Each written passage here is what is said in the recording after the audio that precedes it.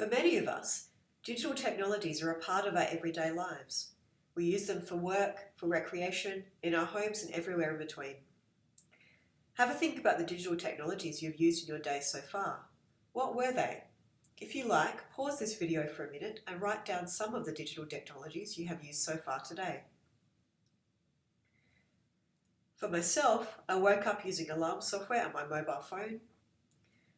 Next, I made my toast using a digital toaster that beeps when the toast is ready, and boiled my kettle, while being warned by my beeping fridge that the fridge door was left open.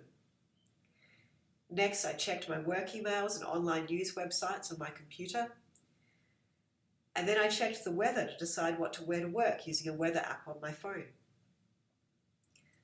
I listened to music using my phone on my way into work. And then I used an elevator to take me to level 4, where I used my swipe card to access the staff room. And that was just my morning and the most obvious digital technologies I can think of. The traffic light sequences that I passed and the bus route are designed using applications of computational thinking. But we'll explore these in more detail in coming weeks. Many of us are using many digital technologies, yet we have little understanding about how they work and the science behind their development. How does information get to my phone so that I can read the news? How was the phone app made? How did the fridge know to beep when I left the door open? Some big questions that our students might want to consider are how can we create digital technologies to solve some of our global challenges or problems?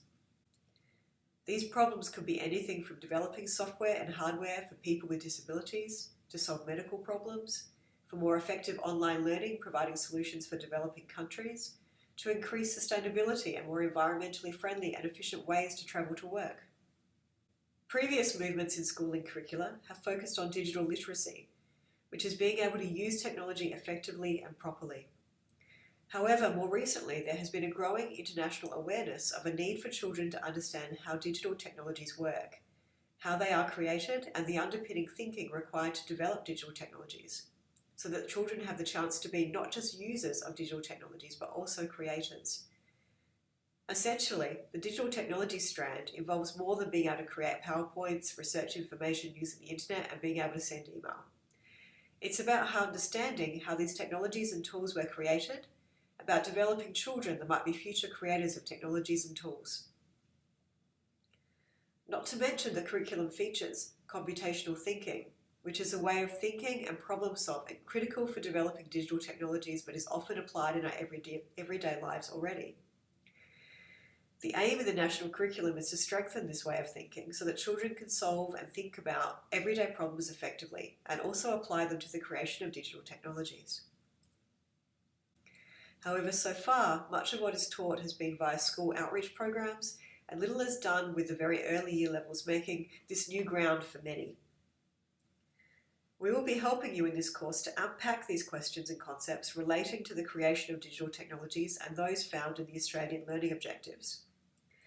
We will be providing you with real-life examples that could be springboards for lesson ideas, and we will be bringing together new and existing learning materials so that you can apply them to the Digital Technologies Learning Objectives.